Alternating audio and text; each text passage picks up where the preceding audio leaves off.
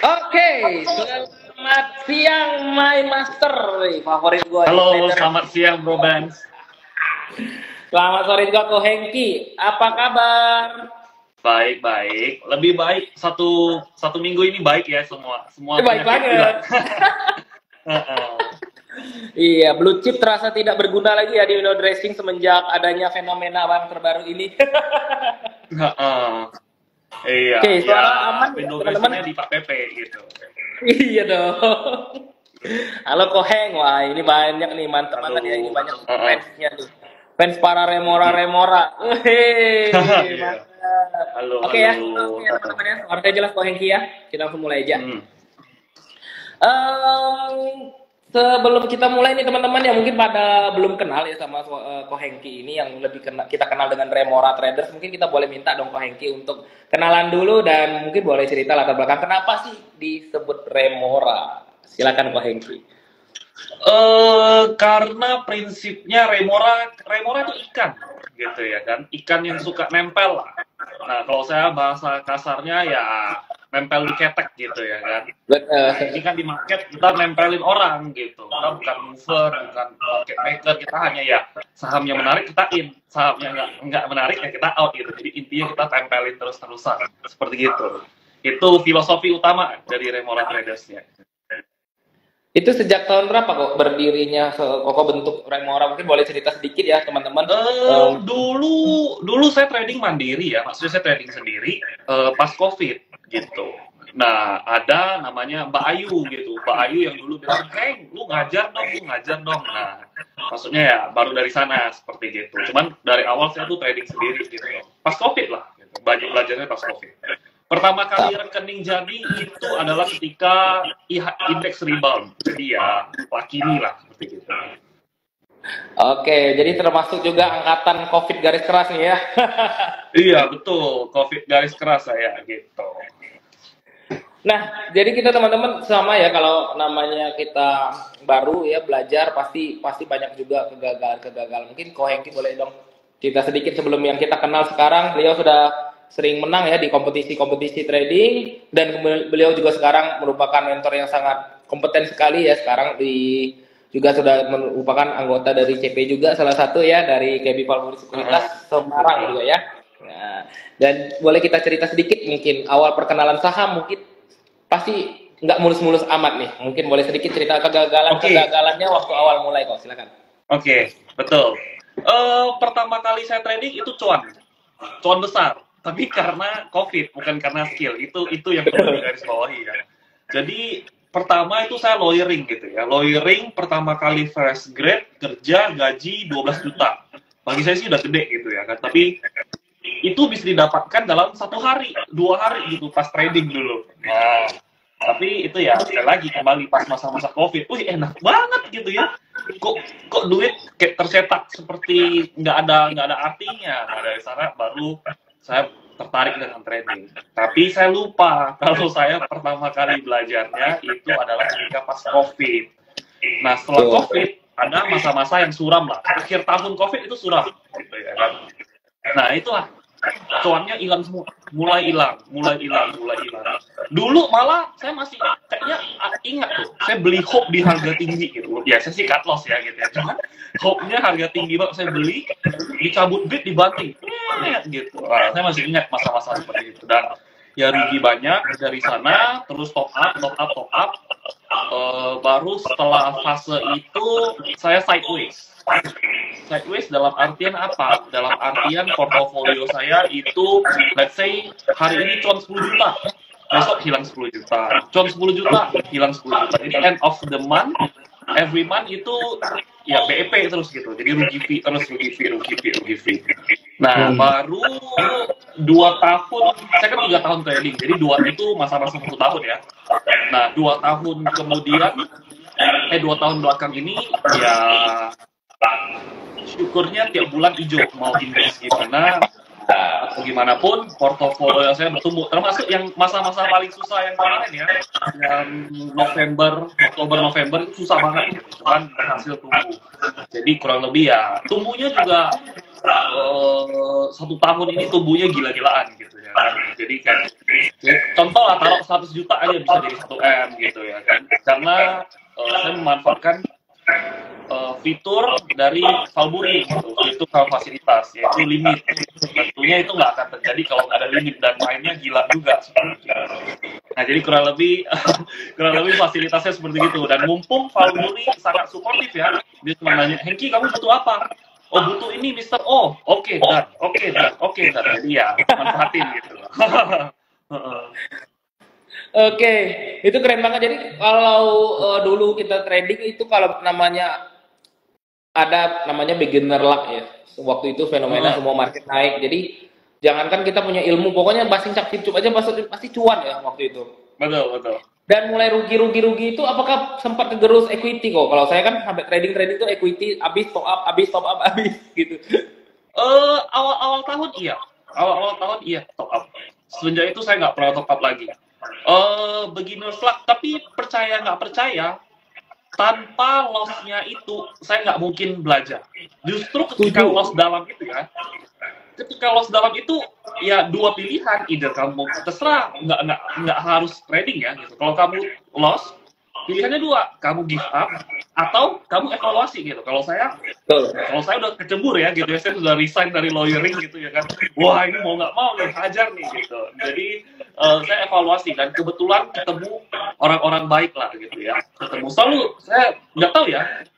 Some people are blessed with ya rich family atau apapun gitu, but my blessing adalah aku selalu ketemu rata-rata orang baik. Nah, orang-orang baik ya evaluasi senior gitu. Walaupun sekarang style tradingnya itu total beda, dia swing gitu ya kan. Portonya malah rugi-rugi bulan ya 3-4 bulan ini. Tapi ya saya naik melejit terus karena saya kan ngehajar ngesodok. Jadi rugi ada, cuman ya tinggal evaluasi aja gitu. Ya namanya kamu cinta lah ya, kamu ada pacar, kamu ada istri, kamu sayang, kamu cinta, ya berantem ya wajar dong gitu ya kan. Cuman kan selalu berantem, apa sih kesimpulannya, apakah cara ngomongnya terlalu kasar, nggak menghargai atau apa. Yang penting kurang lebih seperti gitu. Ini teman-teman, sorry, saya potong dulu kok. Ini suaranya pecah, suara siapa? Suaranya saya apa suaranya Ko Hengki nih? Pecah sedikit katanya suaranya ya. Oke, boleh nggak kok di-spill sedikit kok kerugian terbesar selama Koko trading ini, boleh nggak di-spill di angka berapa? Saya pernah rugi 2M pernah gitu, dalam 2-3 hari pernah gitu, rugi 2-3M karena saya sedang serius kok? Pernah gitu. Dan ya percaya deh, dari rugi 2-3M itu per hari, nggak per hari ya, maksudnya saya rugi 2M, 3M dalam 1-2 hari, saya bisa cover back gitu. Saya bisa cover back dalam waktu ya. Ya saya tenang dulu, maksudnya saya tenang. Waduh anjir 2M saya bisa beli ini, bisa itu gitu kan, saya tenang. Baru fight back lagi gitu. Fight backnya lagi malah tumpah-tumpah gini karena Marito ya kan. Dan kalau bayangkan cuma 2M itu ya duit belajar lah ya, mahal gitu. Emang mahal. Makanya dari itu kamu harus make sure gitu, siap untuk hal-hal seperti ini karena tidak mudah. Trading itu nggak mudah sama sekali seperti itu. 2-3M pernah, kayaknya 2,an deh, nggak sampai 3 deh. 2,an saya ingat. Itu di Juni saya kena, Juni akhir. Oke. Itu 2-3M duit ya guys ya. Bukan virtual account, duit beneran. Iya, itu real tuh, diem saya gitu, waduh gitu. Dan yang jadi pertanyaan gini kok, saya juga pernah rugi besar gitu ya, sehari banyak ratusan gitu. Abis itu pasti kena mental ya, siapapun itu mau kita sejago apapun trading, begitu loss besar itu kan kena mental. Cara recovery back tadi sampai bisa tumpah-tumpah sekarang nih, ada nggak tipsnya sedikit kok untuk kita yang newbie dan remora lucu ini? Yang paling penting adalah nggak boleh balas dendam. Itu satu. Dan harus ya ikhlas seperti itu. Kita ikhlas, kita objektif lagi. Nggak boleh, sangat-sangat nggak boleh balas dendam. Percaya deh, kamu kalau rugi 2-3M, kamu kalau balas dendam, kamu bakal rugi jadi 10M gitu. Itu pasti terjadi seperti itu. Nggak boleh was dan kita harus tetap objektif, tetap tenang. Karena trading itu, menurut saya yang paling penting itu mental. Mental is above everything. Orang tahu, wah ini waktunya TP, ini waktunya stop loss, tapi eksekusinya jelek. Kenapa eksekusinya jelek? Karena mentalnya jelek. Seperti itu. Jadi yang terpenting adalah recover mental. Kalau saya loss, ngapain gitu pertanyaannya kan? Saya nggak tahu ya, ini agak berbeda mungkin. Saya kalau loss, say 2M, saya spend harus lebih dari 2M. Kurang lebih seperti itu. Saya belanja lah, nggak jelas saya belanja gitu. Jadi ya saya ngerasa oh duit itu berarti. Karena saya kalau justru saya belanja barang itu ketika saya loss. Kalau saya nggak loss, saya nggak belanja, saya compound terus. Jadi ya agak berbeda. Jadi ketika belanja kita happy gitu. Oh money can buy this, can buy that gitu ya kan. Oke, kita semangat cari lagi seperti itu. Prosesnya seperti itu. Berapa hari biasa recovery kok? Apakah sebulan, 1 minggu, 1 hari? Apanya tuh? Recovery-nya kurang lebih saya 2 minggu kayaknya. 2 minggu kurang lebih. Bener-bener off trading tuh kok? Bener-bener nggak nyentuh market? Oh enggak. Recovery-nya saya cuman istirahatnya cuma 1-2 hari gitu ya kan. Rata-rata ya nggak sampai 2 hari lah. Mungkin udah pantengin terus, cuman nggak gitu trading gitu. 1-2 hari setelah itu baru hajar lagi seperti itu. 2 minggu recovery. Kita kan sudah habis modal tuh, habis begitu banyak kerugian misal sampai 2M gitu ya. Apakah Koko trading dengan equity yang tersisa itu, misal katakan masih ada beberapa equity, itu yang ditradingin, apa top up lagi, atau malah mengecilkan modal nih? Boleh nggak share? Enggak, saya nggak mengecilkan modal, nggak top up gitu ya. Main aja seperti pada equity seadanya. Karena saya kan pernah tuh, ini sekalian yang pin ini saya jawab ya yang 47, bukan 47 juta jadi 504 juta ya. Cuman ini ya sudah, saya skip yang saya sharing, yang saya open portal lah gitu. Saya coba pakai 100 juta trading. Sebulan kan jadi 266 juta gitu. 100 juta gede nggak? Ya oke lah gitu ya kan. Cuman yang mau saya sampaikan di sini, modal bukan segalanya. Modal itu cuma angka. Yang penting itu skill. Nah, kalau modalmu besar, skillmu nggak ada, percaya modalmu habis. Tapi kalau kamu modal kecil, skillmu besar gitu ya, one day cepat lambat gitu. Jadi nggak perlu kamu injek dana gede-gede, nggak perlu gitu ya kan. Yang penting skill. Nah, dari sana saya baru pertama kali ngerasain, oh capital is not important gitu. As long as you have skill, you know the momentum gitu ya kan. Ya strike it gitu. Karena capital itu menjadi penting ketika apa? Ketika ada lagi happening. Contoh saham-saham Barito, sekarang lagi happening banget. Saya bilang ke teman-teman saya ya gitu ya, teman-teman saya yang saya dekat specifically, saya bilang, ini waktunya kalian top up bro, gitu gue bilang. Ini waktunya kalian top up, kalian hajar all in gitu, karena ini lagi happening gitu. Jangan kalian pas lagi bearish kalian hajar all in gitu, kebalik gitu. Bearish ya udah trading seadanya. Bullish udah dorong semua habis, karena kesempatan kayak gini ya jarang-jarang ada seperti gitu. Jarang nih brand naik terus, jarang aman naik terus, jarang BRPT digoreng sampai ARA gitu, TPI acuan jarang gitu. Mana ada yang setiap tahun ada nggak? Ya belum pasti gitu. Cuman kalau ketika itu ada, make sure lu itu all in gitu, jangan nggak all in gitu, kebalik dong. Ibaratkan ada emas nih, ada emas di depan. Emasnya gede, ya lu masa pakai cangkul ambilnya? Jangan dong, sewa alat berat semua, cangkul gitu, cangkul. Lebih seperti gitu. Oke, jadi pelajarannya tadi kita dapat ya, sebelum kita lanjut nih, ada pelajaran yang saya catat ada 3 hal. Yang pertama, kayak sometimes ketika kita loss gede itu, kita memang kehilangan uang, tapi kita dapat banyak ilmu jadinya ya. Jadi ada pepatah mengatakan bahwa stock market atau capital stock itu tempat di mana kita bisa earn more or learn more ya. Jadi kita bisa mendapatkan banyak atau kita akan belajar banyak. Jadi tidak merasa, kadang loss kita merasa kehilangan hidup kita gitu kan. Tapi ingatlah bahwa sometimes kita earn more, sometimes kita ada kalanya kita learn more. Nah, itu yang kedua, tadi ingat capital itu just a number ya. Itu keren banget loh filosofinya Ko Hengki. Jadi mau dikata wah enak lah Ko Hengki trading punya duit 10M. Jangan salah, orang punya 10M belum tentu bisa trading sejago Ko Hengki ibaratnya gitu. Kalau kita punya mampu ibaratnya hilang cuma duitnya 100 juta, ya pakailah 100 juta, jangan maksain duit 1M, betul nggak kok? Kalau kita mampu hilang duitnya cuma 10 juta, ya nggak usah maksain trading 100 juta, tradinglah 10 juta, karena mampunya kita kehilangan duit segitu, walaupun kita punya duit misalnya 1M. Tapi kalau kehilangan 1M, misalnya kita bisa jadi stres atau jadi gila, ya jangan trading 1M, trading aja 100 juta. Kalau nggak mampu juga trading 10 juta. Jadi capital tuh just a number tuh benar banget. Thank you Koengki. Dan terakhir tadi tentang balikin psikologi market ya. Ketika kita loss gede, setiap orang mungkin maybe beda-beda treatmentnya ya.